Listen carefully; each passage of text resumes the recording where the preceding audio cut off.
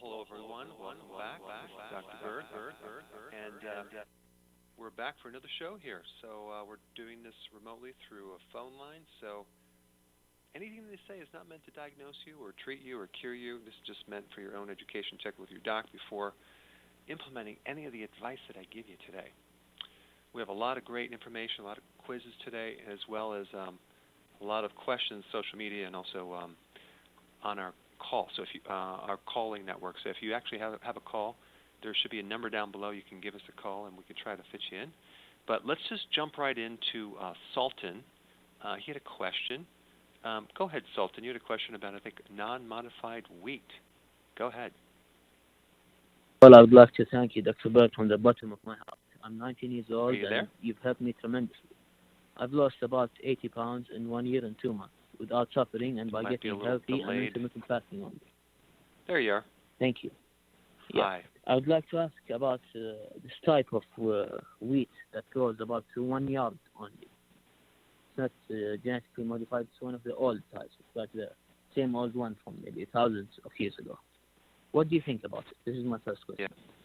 Yeah. So you have the modern wheat, which is a hybrid, which is very high in carbohydrates, and then the ancient wheat, which is higher in protein, less in carbohydrate.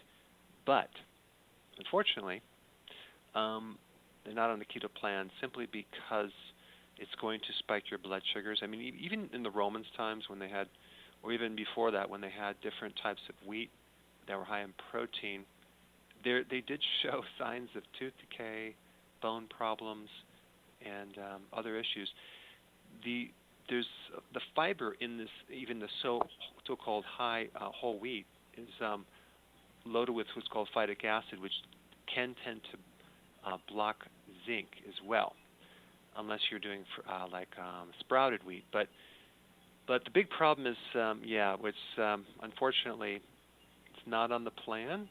Creates too many problems, even though it's the ancient wheat grain. But what if you're not on keto? Well,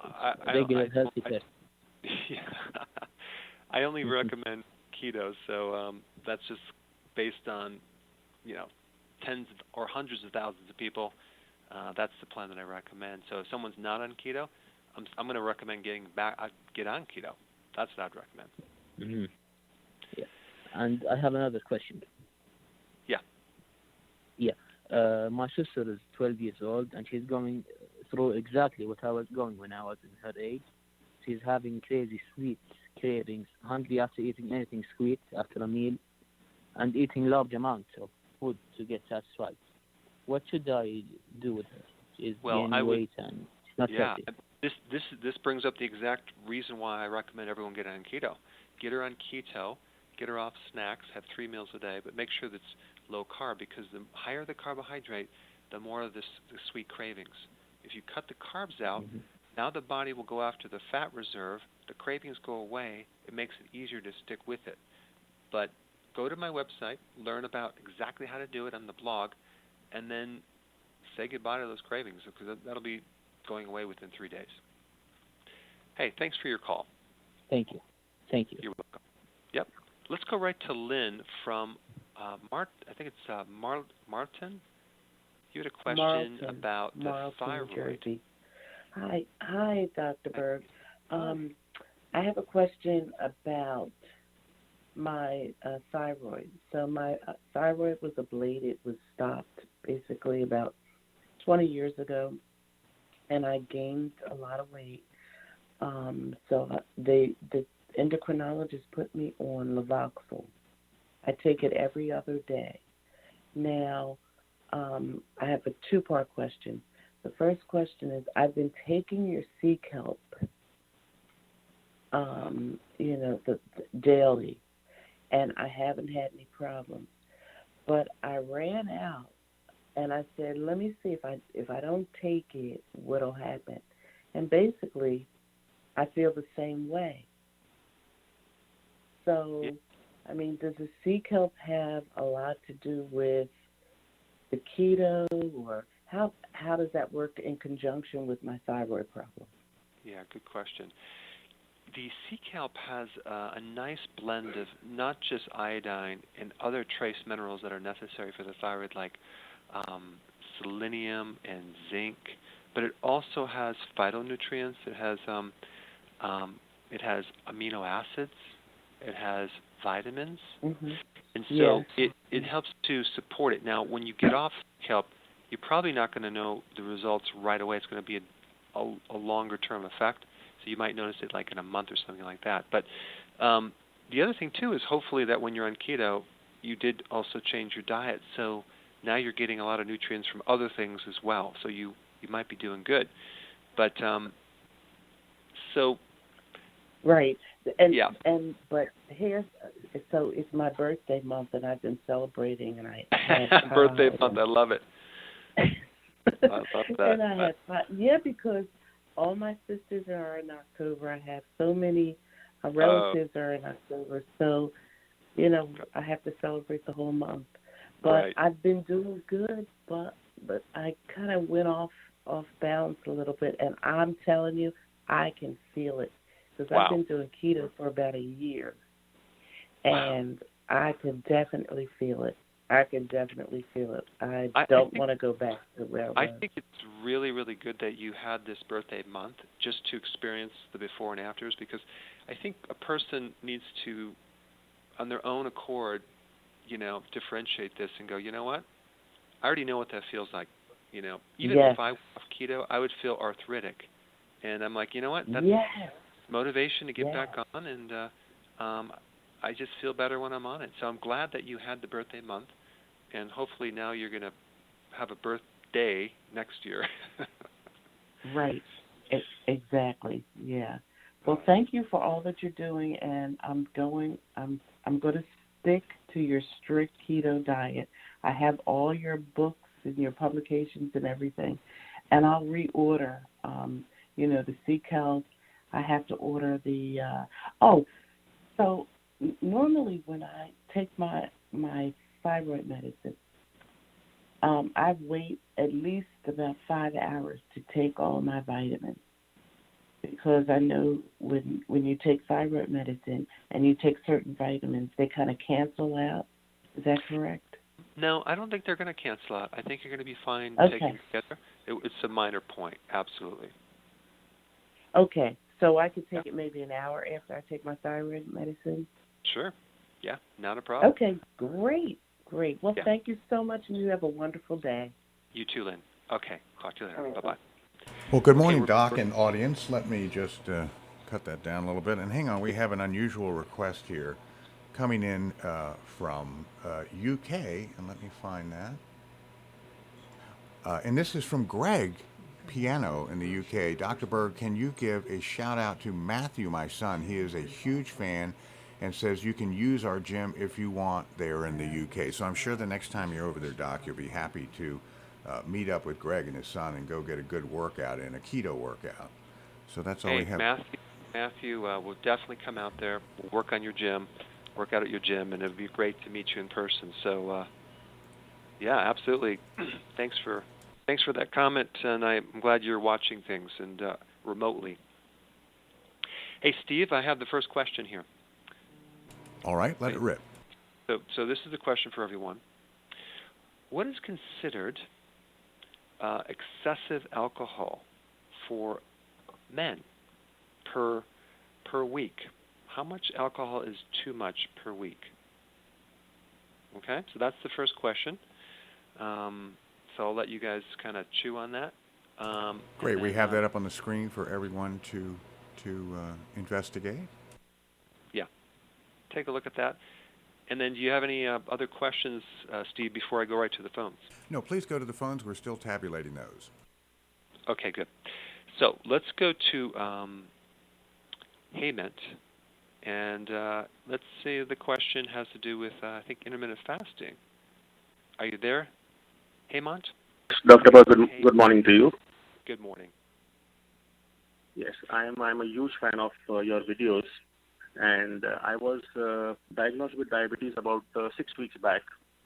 Okay. And the numbers were crazy. I mean, the fasting was over 300, and post lunch was over 500. Wow. Yeah, so the doctors put me on all sorts of chemicals, metformin, glimepiride, vildagliptin, voglibos, and everything. I mean, all possible medicals under the sun. So instead of feeling better, actually I had started, getting lightheaded and confusion, and I started, feeling nauseous. So obviously I thought maybe I'm not on the right path. So then somehow I stumbled upon your videos, and just by going through and taking a reference of your videos, today I am on no medications for the last 15 days, and my sugar is holding stable.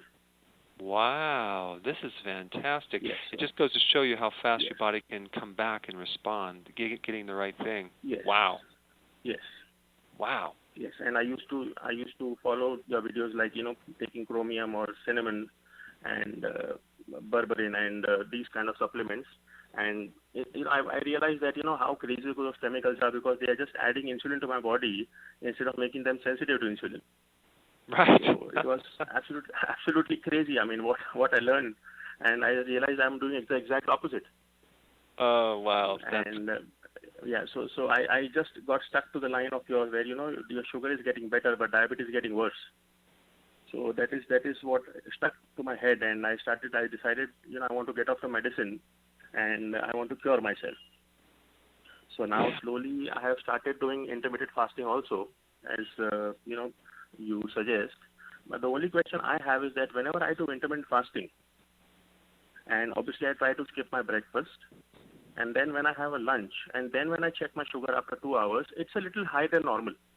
Like today I did my intermittent fasting, my sugar after lunch was about 180.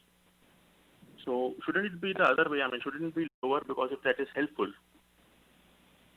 Well, what's happening is you have to realize when you have diabetes type 2 and you're making the transition, you still have something else behind the scenes, and that's called insulin resistance.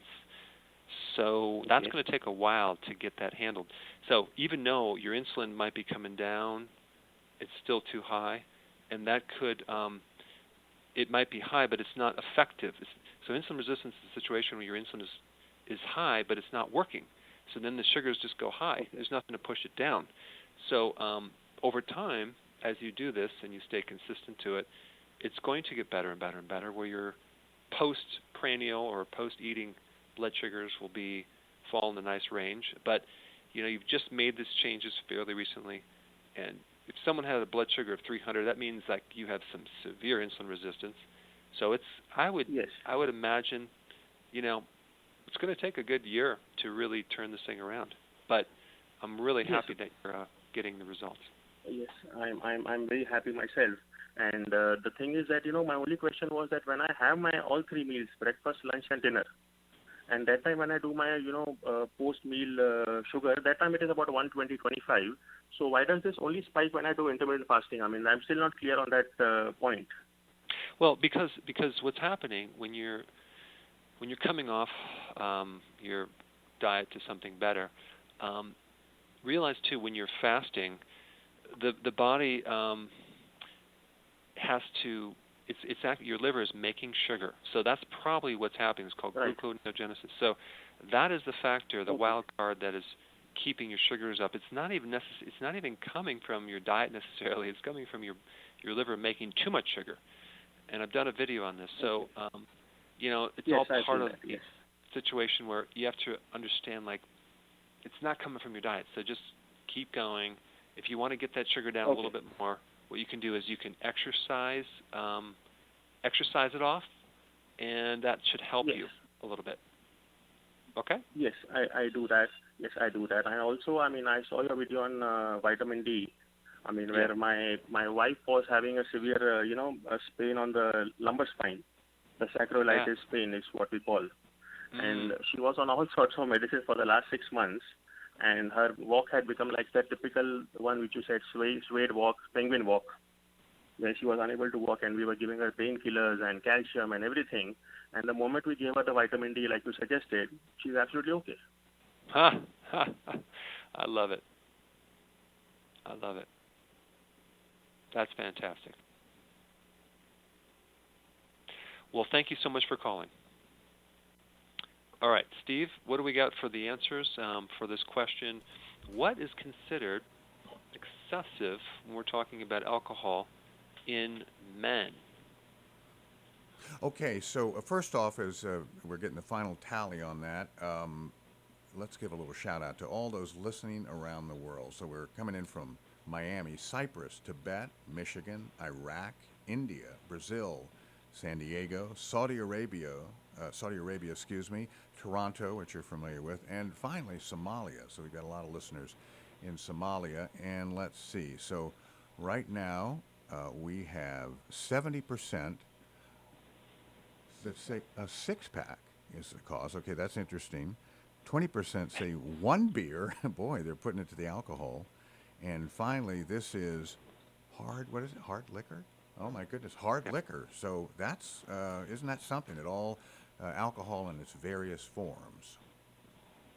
Okay, so yeah, because there's mixed data out there, but and it's so funny because when we always say this, it's like, well, they say, I don't know who they is, who's making up these numbers, but it's between like 14 and 15 drinks per week. That's considered excessive for men.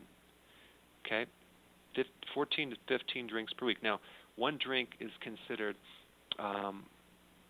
12 ounces of a beer, 5 ounces of wine, or if it's hard liquor, it's about 1.5 ounces, like a shot, a little more than a shot, 80 proof. So, to me, I think that's crazy too high. Now, what's interesting, Steve, is they also have per day. So, if in a woman, if you have more than 4 drinks in a single session, that's excessive. Men, if you have more than 5 drinks in a single session, that would be excessive. You mean no six-pack? I mean, Joe Six-pack's going to be disappointed with those findings. I think that might be. Well, that would be 6 beers. I guess that would be within. It's called moderate drinkers. Oh boy! But here's my point on this question. And this is shocking when I look this up. We have 2 types of liver issues. We have non-alcoholic fatty liver, and then you have an alcoholic liver. If we total up the percentages of people who have fatty liver, regardless of the source, because fructose and sugar and omega-6 fatty acid like soy oil and corn oils and all the vegetable oils, that's one source of a fatty liver. If we total all that up, 46% of the adult population in the U.S. has the fatty liver. Now, worldwide, it's 25%. So America takes first place with a fatty liver. And so there is, I know this may be hard to believe, Steve, but there's a connection between alcohol and a fatty liver. And these recommendations are just setting the person up. But here's the other interesting thing about this. There is usually no symptoms for a fatty liver until later stages. So here the person is, hey, I'm fine. I might have a gut. Keep going. I might be a little bit tired. And then they end up with inflammation and cirrhosis. And by that time, you've crossed the threshold. So if you have a fat belly, the odds are against you. I mean, like 90%, you're going to have a fatty liver. And even thin people have a fatty liver if they're doing the things that they shouldn't. So stay tuned for a video on this because I have a lot of great things to do. But I think the first thing would be to cut down on alcohol so no more than a 6-pack a week. And I'm being very sarcastic. Well, there was a study in Europe that women that drink, in France, in fact, moderately, so a few glasses of wine, which is part of the tradition there, an enormous amount of cirrhosis and fatty liver, which shocked me. And I assume their findings are fairly solid, but that's terrible that you can't enjoy that. So I don't drink anymore, partied as a kid, but I think it has some cumulative damage. So my hat's off to those. Some movie stars, George Burns, that smoked a cigar and drank a shot of whiskey several times a day to 100. But I think he's the exception, not the rule. Right. Right, because if your body will adapt, and then you have these enzymes that can get rid of alcohol pretty quick. One last thing, if you're in that boat, one good thing to do is to start drinking kombucha tea as a replacement because you need to replace, because anytime you tell people you can't have something, they want it more. So if you replace it with kombucha tea, it has a similar texture as either a wine or a beer, and it'll give you a little more relaxation. So that's a good transitional drink. Okay. By the way, Terry asked about sugar alcohols. Is that in any way related? No, it's completely different. It has nothing to do with alcohol. Those are alternative sweeteners that are not. They're just the chemistry of what they are. This has nothing to do with alcohol. All right, so I think it's time to go to the next caller, and let's go to Arvin. Are you there, Arvin? Yes. Hi, Dr. Berg. Hi, how are you?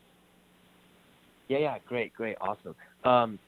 So I'm 23, and I've been doing keto for like quite some time now. It's been like 7 or 8 months, and I've lost a lot of weight, and now my BMI is like around 20.0. So I've lost a lot of weight, and so now I'm thinking of doing some consuming some fruit every day or maybe every other day. And I know that berries are keto friendly, like especially with blackberries and raspberries.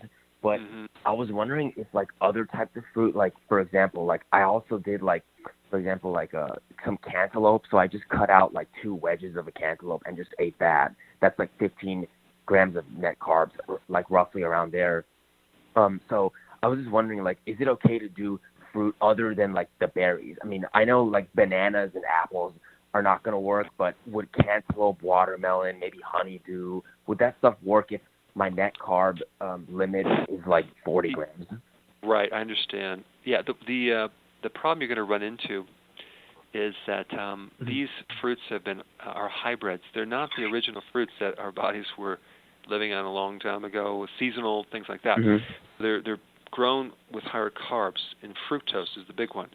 And it's a slippery slope because as soon as you start to add those in, it will affect the blood sugars, and you'll feel it the next day. It's like, wow, why am I hungry earlier? Why do I crave the next day? So even though they fit within your carbohydrate amounts, the speed or the glycemic index is too high. So if you could find a crab apple, well, that would be probably something you could probably do. They're very big, but the point is that it's very difficult to do the fruits on the keto plan. And I mean, experiment with yourself to see, but it's I think the better way is to stick with the berries, because look up my video on not just the carbo index, the glycemic index, but the glycemic load. That will explain with the fiber and how it all breaks down. But I did a video on that. But that's pretty much, that would be my response. I'm sorry. Okay, cool. Okay. Because like I did look up like some fruits. Like for example, I was surprised to see that cantaloupe, it does have, although it's higher in carbs, I looked it up, the glycemic load is a 4. So I was thinking like, oh, maybe it's okay to do like a wedge or maximum like 2 wedges, and like that would be fine.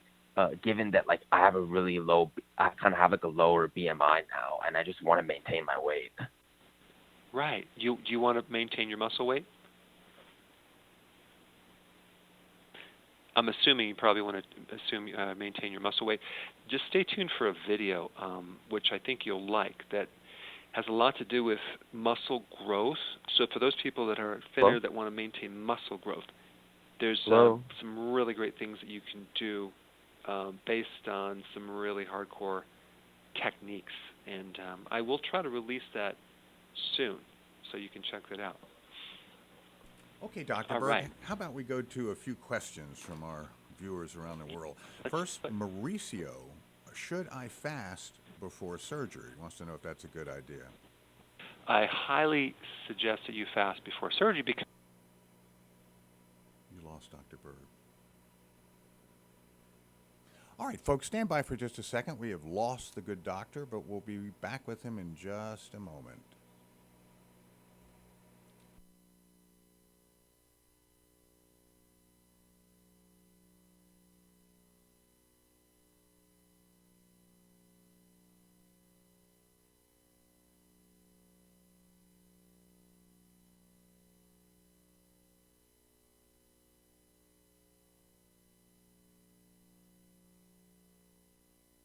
Okay, folks, a few explanations. First off, Dr. Berg is remote this morning. We just lost him. We're going to bring him back up. And secondly, for those of you writing in that there's no video, we just have a live slate up for him. We're working on getting Dr. Berg hooked in, and I think we've got the doctor back, but stand by for just a moment. And then otherwise, what is our homework? We're going to get back to your questions shortly, so if you would just stand by for a moment, and we can have you talk to somebody far more interesting, and that's Dr. Berg. Stand by. Okay, bring up his level. Is he back? Are you? Can you hear me? Yes. We sure can. Okay, Doc, go ahead. We lost you for a moment, but you're back up. And, okay, so should I summarize the answer to that question? Yes, please. Okay. Yeah, you want to. What point did you? I don't want to say the whole thing. What point did you lose me? Well, that's a good question. Maybe I tell you what. It was. Should I fast before surgery? We were talking about that. So okay. I don't know if you So have any just final words. I think I would just. You want to fast before and after because not only the foods they'll probably give you in the hospital are all sugary, which will really throw you off, but you'll just increase your recovery because you do spike cortisol when you go through surgery. Hey, Steve, why don't I give everyone the next question? Okay, let's do it. Okay. So if you guys have been watching my videos in the past, you know that the purpose of the immune system is to fight off pathogens as well as to kill off tumors and cancer. But there's a third function of the immune system. And the question for today is, what is that third purpose or function of your immune system? Fascinating. They have that up before them, so hopefully they will be contemplating that with all due seriousness. How about another question, Dr. Berg, while they're thinking about that? Sure. Okay. What happens to carbs when you are fat adapted? I'm not quite sure I understand that question. Perhaps you do. Yeah. Well, when you're fat adapted, what happens to carbohydrates is that, like, if you eat carbohydrates, your body will quickly switch over and focus on that, and you'll no longer be fat adapted. Now, because you do store carbohydrates as glycogen in your liver and your muscles, so you're going to be using those up first, and then you're going to be adapting to fat.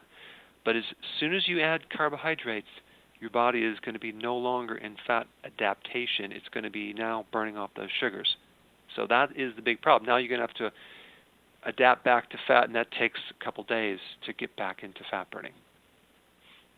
Okay, that's great. And by the way, that was Orlando. I forgot to credit him with that question. Let's do one more question, and maybe you can go back to the phones for a moment as we tabulate the answers.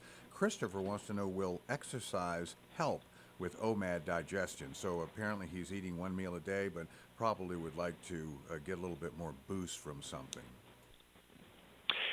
Yes, exercise will help for sure. But the other thing that will help is taking betaine hydrochloride or apple cider vinegar to acidify the stomach to help improve that. There also is another good thing for the stomach, believe it or not, is vitamin B1. I would take nutritional yeast because that affects the nervous system and also anything that connects to the nerves, as in your stomach and other organs and glands. So those people that have a slow digestive tract, or it's called gastroparesis, where they can't digest very fast, some B vitamins will really help, especially B1. All right, how are we doing with this tabulation, Steve? Okay, pretty good here. They're all over the map, though, so let's see. I'm just going to read them live here, and we have autophagy, whatever that is. I'm probably saying it wrong. Autophagy, excuse me. And also, most of them are to repair the immune response, let's see. Boy, they're all over the place. Protect us from infections. I think that's maintain normal flora. So it's just, everyone has a different opinion on that. I don't seem to have any particular consensus. Okay, well, this is going to be interesting. If you guys have checked out, check back in right now because this is very important. The third purpose of the immune system has to do with wound healing. Wound healing. So let's say, for example, you have a condition, you have inflammation in the body, like in the liver, and it's going into cirrhosis, scar tissue. anything that's going into fibrosis, like in the lung, COPD, because there's inflammation in the lung from either smoke or a series of infections, or plaquing in the brain, or fibrosis or plaquing in the arteries. So you have all this fibrosis, or in the joints, right? All that wound healing results in scar tissue that makes that joint or tissue or organ unavailable. And that's the problem with long-term inflammation, is it develops scarring. Well, guess what? The immune system is all a part of that, and one of the purposes is to heal it. So if you're going through an inflammatory process and you see what's going to happen down the road, either fibrosis or whatever, one thing you can take is tocotrienols. It's a type of vitamin E that cleans up all these free radical particles that are causing the inflammation, and it increases the longevity of that tissue so it doesn't turn into scar tissue. So tocotrienols is the secret answer to a lot of these problems. Okay, well, I tell you what, Jack Sears, I missed it. He's probably kicking his trash can around the office because he answered to repair the body. So he got it right, and I just sailed right back. So, Jack, good for you. You stand alone, I think, at least in the answers I saw. So you are quite the expert in this arena. Great. Well, I'm going to go through a question. Jamie has a question. He's from New York. Related to, I think, some question related to OMAD. Are you there, Jamie? I'm here, Janie. Hi, Dr. Hi. Berg. Yes. Hi. Yes. Well, my question actually was about gout. Keto for months and such like that. Steadily losing weight and such, but and I've had some back and forth. So I know when I went off of it, it took me at least a month to get back again. But now I've been back on it for at least 4 months. And then I did 1 meal a day and intermittent fasting. And suddenly something happened that I had gout in my left toe. And I went to one of your videos to see how to get rid of this. And I took baking soda, lemon, and some apple cider vinegar and 16 ounces of water. And then within 24 hours, it was gone. It was the pain, because, I never experienced anything like that. What I want to know is this a form of detoxification? Is gout that? This is a very good question. Very good question. Now, gout comes from uric acid. And believe it or not, uric acid is one of the most powerful antioxidants in your blood system. So it has a beneficial effect. And when you go into fasting, your network of antioxidants start to become bigger. And so if you have some past damage in the kidneys because you're not able to process that uric acid, it can result into some gout symptoms. This is why I always recommend a little lemon juice or maybe the potassium citrate as your electrolytes to kind of counter that if that's the case. It doesn't happen often, but it happens to certain people. So that's really what's happening when you fast and all of a sudden you get gout. Just realize, too, that the tocotrienols is another great remedy for reducing gout symptoms. Just as a side note, but apparently whatever you did is working, but now you know why it's there. It's not a detox. It's just that your body is producing antioxidants to help your immune system. Yeah. Okay. Well, thank you, Dr. Thank you very much. Thank you. You're welcome. All right. So now we have another question from, let's take Mylena from Leesburg had a question. Are you there? Yes, Dr. Berg. Can you hear me? Yes, perfectly. Wonderful. First-time caller. Love everything that you do, your recipes with your wife. Just great. I've been doing this now for about 4 months, and I've lost just about 40 pounds. Wow. So just following the keto lifestyle, but you have been instrumental in really guiding and having, allowing me to understand the process. So very quickly, the only issue I really have is constipation. Now, my husband and I, we're both doing this, by the way. He had less weight to lose than I did. But we've been using Metamucil forever, and it's the knockoff brand, sugar-free, with maltodextrin, which I know is not good, so I do not feel comfortable taking it. And also, we've always mixed 2 tablespoons of apple cider vinegar with it with the mother, thinking that, that's a good thing. So question number 1, is that okay to do or not? Yeah, that maltodextrin, you'll probably find if you try to get your fiber from other sources, preferably vegetables, that you'll do even better because the maltodextrin is pretty darn high on the glycemic index. It's like over 100. And it spikes your blood sugar, right? So yes, does it take you out of fasting? Does it take you out of intermittent? Yes. Okay, that's all I need to know. Okay, so if I take collagen with vast high amounts of protein, does that take you out of fasting? Yes, it does, because the protein turns into it does, half of it is wasted as glycogen, glucose. So waste is nitrogen. So it's going to be like another thing that will inhibit you. Right. So that's why bulletproof coffee. People are putting collagen in this thing, and I'm like, wait a minute, it's protein, it turns to gluten, blah blah blah. Okay. So I'm trying to incorporate at least. Yes. Oh, I was just going to say that you just gave me another idea for a video, because I don't think I did one on the collagen and the coffee. No.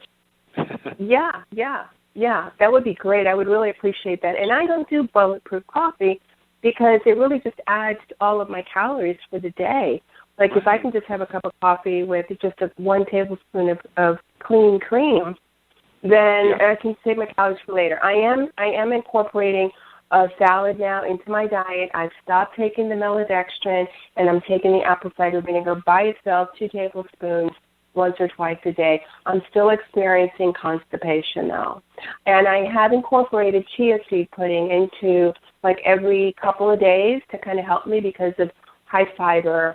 And of course I just put a little bit of almond milk in it, 2 tablespoons of cacao, and monk sugar. So that seems to help me, but I'm not having a BM every day, which bothers me. Well, there's a couple things I can tell you about that. Try to increase the greens, like I recommend, over time. Try to increase, because you're feeding the microbes. Once the microbes grow and you have more diversified microbes, they will help you with your bowel movement. So you may need to add either probiotics or prebiotics, which is the fiber, which in a form of vegetables. You can also do fermented vegetables. That might help. If you do all those things and you're still having a problem, comes back to vitamin B1. B1 is a real good secret for stimulating that. And the best source of B1 is from nutritional yeast.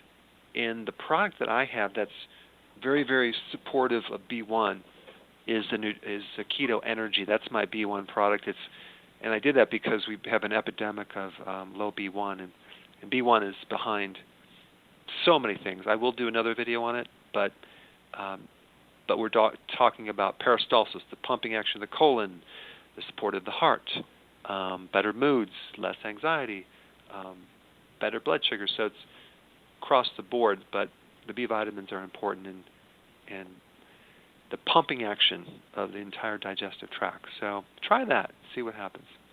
Okay, Doc, you're so poised when, and professional when you say bowel movement. I mean, I would start giggling every time I said that and try to say it seriously on there. So that's very impressive. Yeah. And moving on to a YouTube question, this poor person's name is GFP Fan. So I would talk to my parents if they named me that. Been rough in elementary school, especially. Okay, enough of my humor.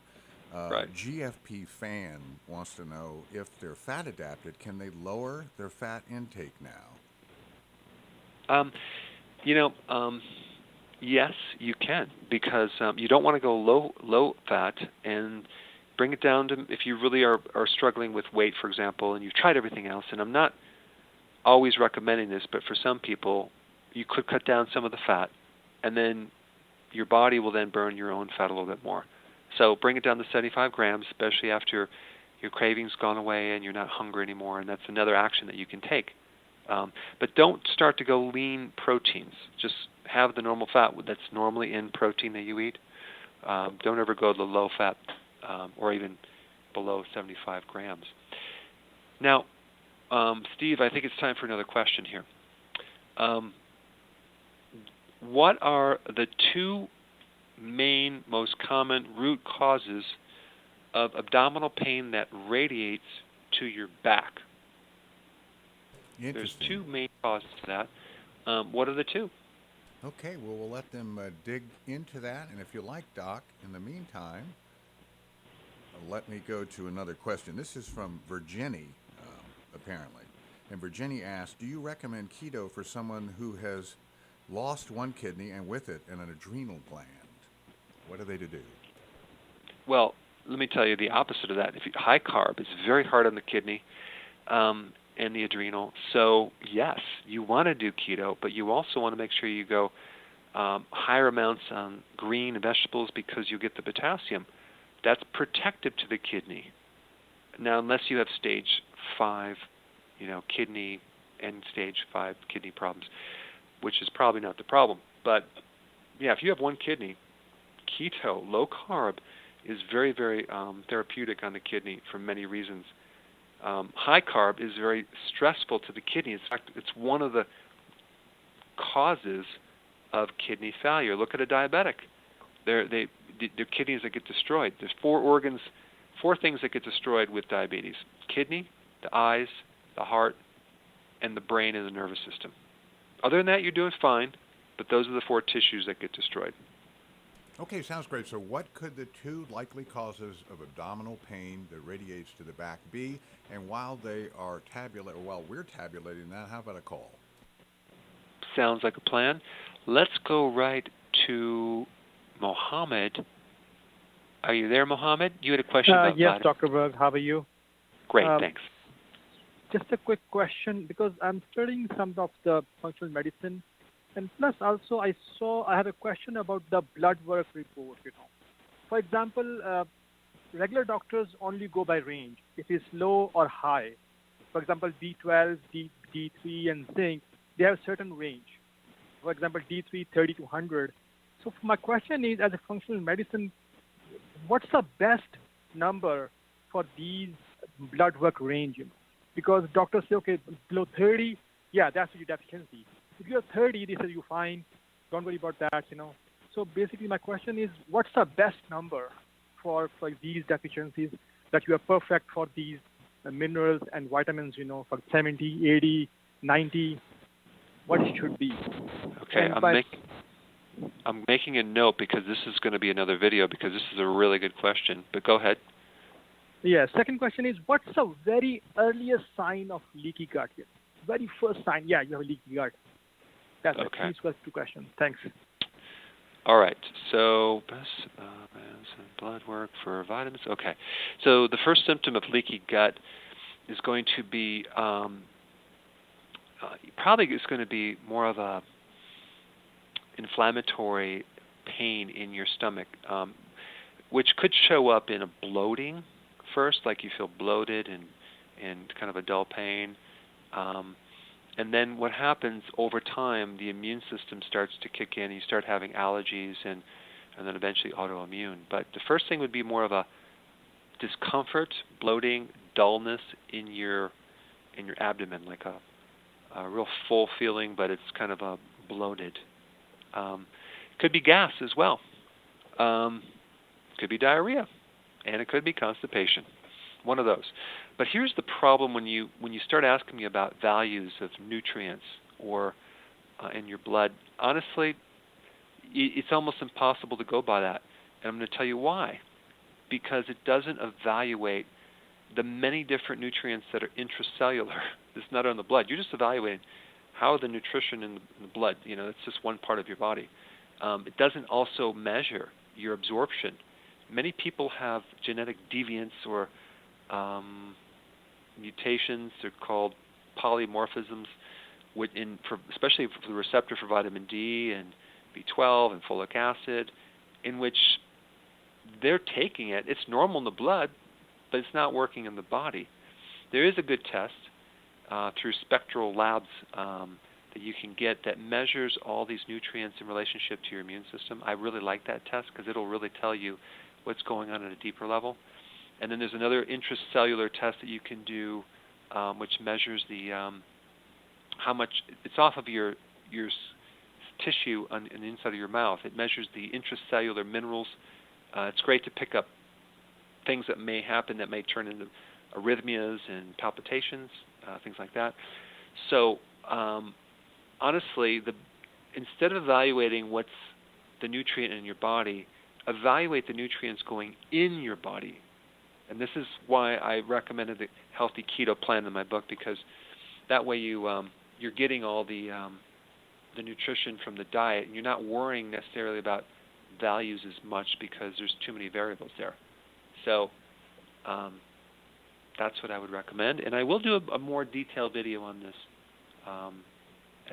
when I start doing my videos. Okay. Thank you very much. Okay, Doc. So, and by the way, that's drberg.com. We've got the question up now, so I couldn't put up the website. So any information you want and all these great videos, drberg.com. Now, the question, what could be the two likely causes of abdominal pain that radiates to the back? And we've got some exciting answers, and they are 40% kidney stones, 30% sluggish gallbladder, we have 20% vagus nerve. I'd have never thought of that. And finally, 10% claim that UTIs are the primary cause of the symptoms that you described. Okay, so everyone is correct, but there's two that that I want to talk about that are a little bit more common. But you already mentioned one of them, which is the gallbladder referring. And definitely the kidney stone will refer, and as well as a UTI. However, there's another thing I want to talk about, which no one mentioned that I know about. It's pancreatitis. Pancreatitis. Now, you would think that pancreatitis is not very common. It's like, oh, it's very rare. It only happens in cancer, blah, blah, blah. But a lot of people have pancreatitis. And if you have pain over to the right side that goes to the right side of your body, that's going to be more of a gallbladder issue. But if the pain is in the center and radiates to the left side of your back or the left shoulder, it could be a pancreatitis situation. Now, if you look under pancreatitis, there's interesting. The majority of the time, it's caused by a gallstone or a stone that is lodged in the bile ducts. So it comes related to either something that could also cause the gallbladder to be an issue, right? But 30% of the time, pancreatitis is it's called idiopathic pancreatitis. Now, that means unknown cause.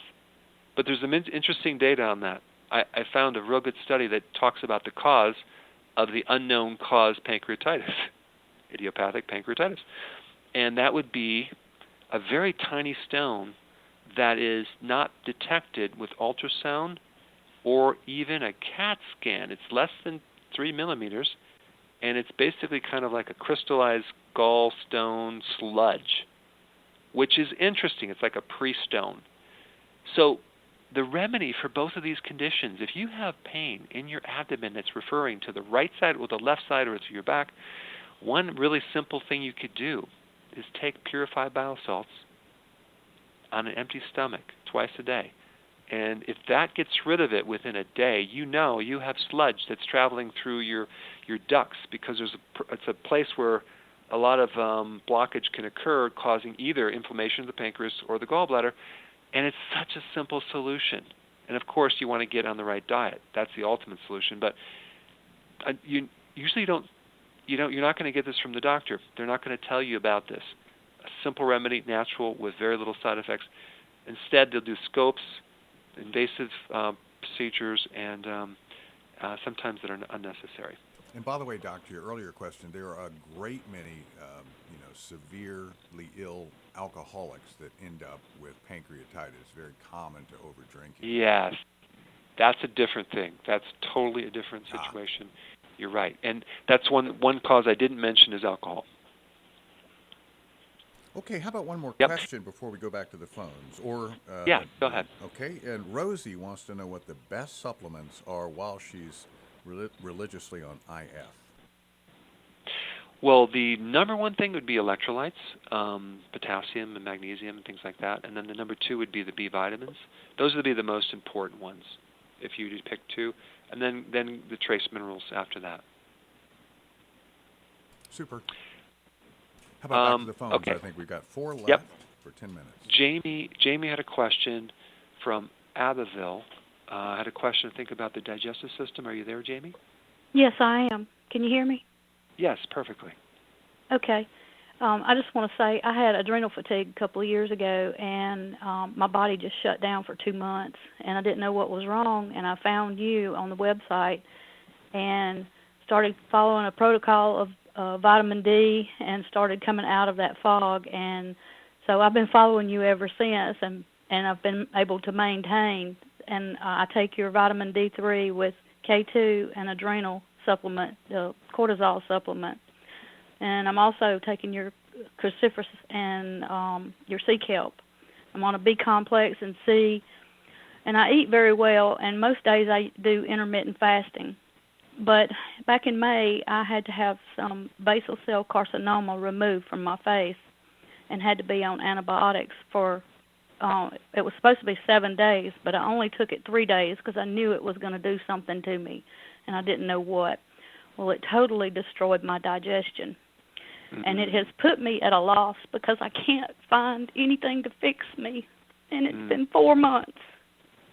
I got it. And I've had diarrhea, and it mostly happens at night because when I do the intermittent fasting, I don't eat until later in the day. And then 6 hours later, the digestion starts, and I end up with undigested food.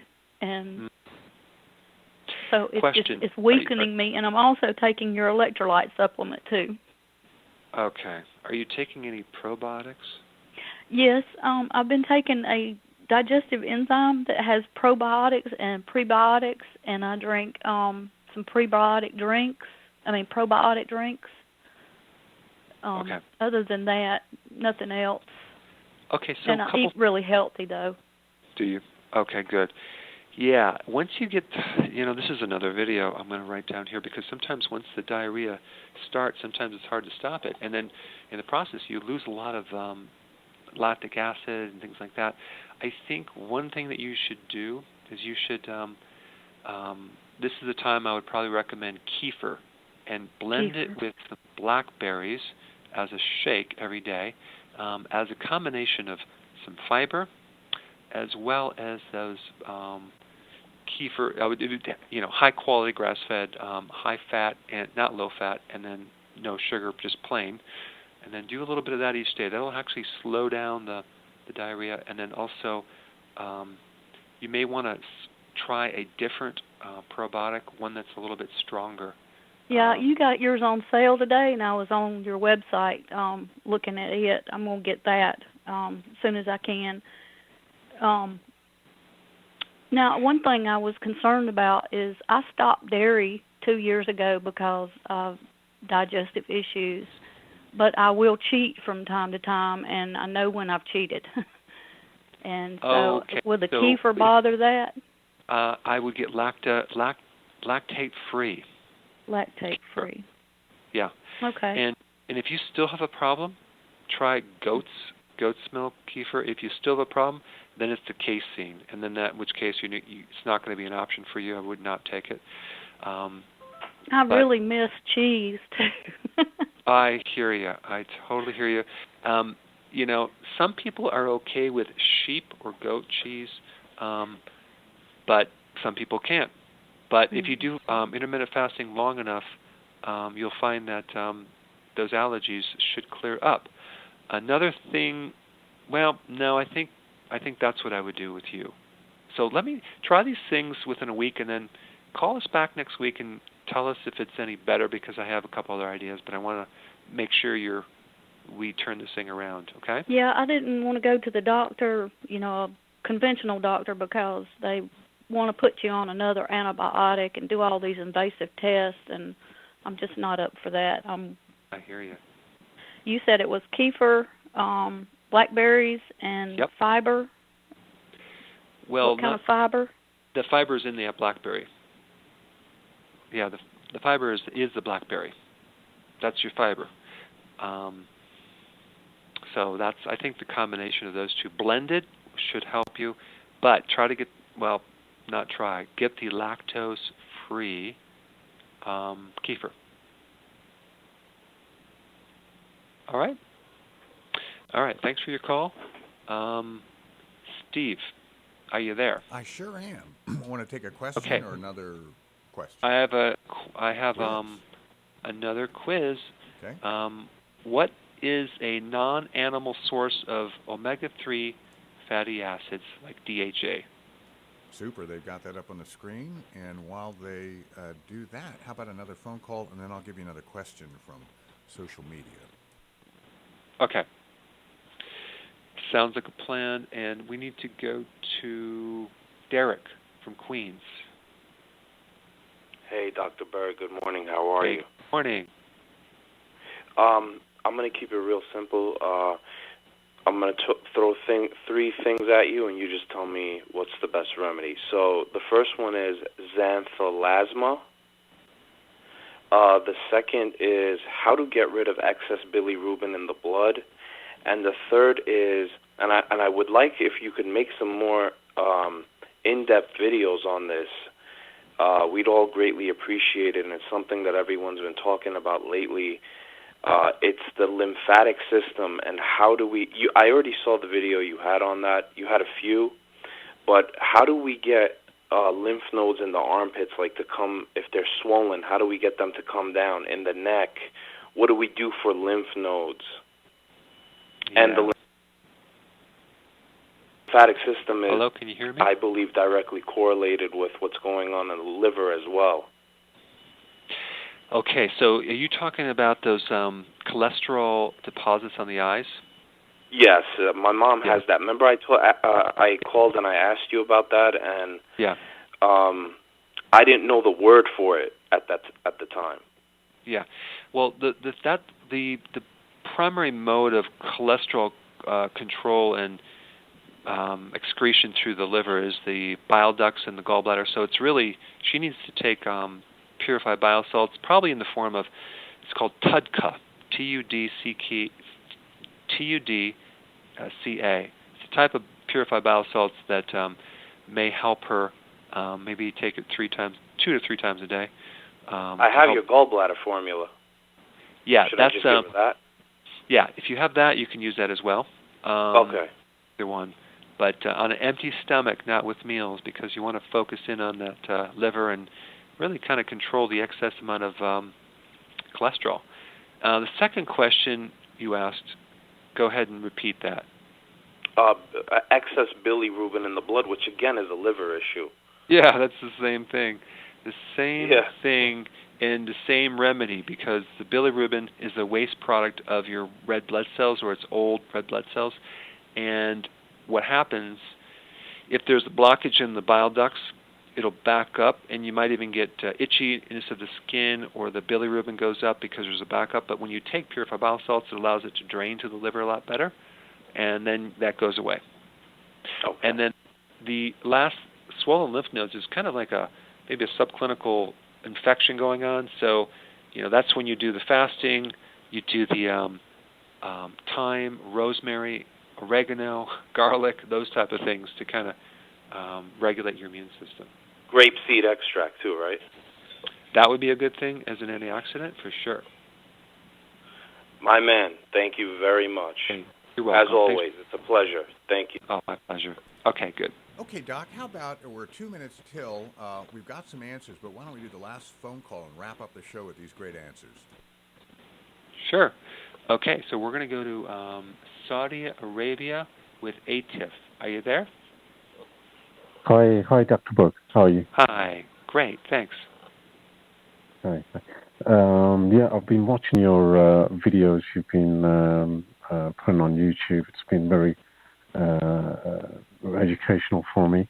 But I've got a very in-depth question that it's been a problem for me and my wife. First of all, we tried to conceive for a while, but nothing's happened. And then we went for XC, and it's the first 2 times it failed. And then I did a in-depth analysis whether it's due to sperm. Obviously, I did a sperm test, and my motility was very low, and my wife's egg quality also it wasn't very good, because when they did the extraction, a couple of eggs failed, and we were only left with one. My question is that is the egg quality, the low egg quality, due to chromosomal abnormalities, and is the sperm affected by oxidative stress or reactive oxidative species, which turn into these free radicals? Or that I want to get some kind of information on how to improve the chromosomal abnormalities within the egg, and how to improve the sperm DNA or something like that. Even if there is a genetic weakness, you can still do a lot, because there's an epigenetic factor, which is an environmental factor. And what I would do, if I were you, for both of you, I would be taking zinc for sure. Zinc is the key trace mineral to support not just the sperm numbers and quality and survival rate, but also the egg. The other thing to take to lower the ROS, reactive oxidative species, would be to take tocotrienols, which is a type of vitamin E. You want 300 milligrams per day of tocotrienols, not tocopherols, just tocotrienols. In fact, I probably would take 2 of those each day, so that's 600 milligrams per day. What that's going to do is going to help fertility, because vitamin E is the key vitamin. It's known as the fertility vitamin, and that will counter the oxidative stress, the free radicals, and the zinc is going to be really good. And then as far as your wife goes, to help her balance her hormones, especially coming down from the pituitary, I would add in there inositol. Inositol is another known vitamin. It used to be called B8, vitamin B8. But it's really good for women who are trying to get pregnant and they have polycystic ovarian syndrome. But it's another fertility nutrient. And then on top of those, make sure you're doing healthy keto and intermittent fasting, and I think you'll have the best chance of getting pregnant. Or not you, but your wife. That's right. Okay, folks. Well, what a great group of callers we had today. And now let's wrap up the final question. And it says, once again, what is a non-animal source of the omega-3 fat DHA? And to that, we have 30% seaweed, 30% algae, which I guess is sort of in the same track, 30% avocados, and finally we wrap up with 10% nuts. What say you, Dr. Berg? Okay, so the answer is microalgae. It's algae, but in seaweed is kind of a general category that could include algae, seaweed, but you have sea kelp that doesn't have the DHA, but seaweed does, certain seaweeds. But the blue-green algae and the other algae are an alternative source for DHA for those people who want to do an alternative source. But on that note, really good questions. Thanks for the ideas for new videos. I really appreciate all of the listeners, the callers, and the listeners. Stay tuned for some really good videos coming up, and have a wonderful week. And I hope I helped you guys. We'll see you later. Indeed, you did.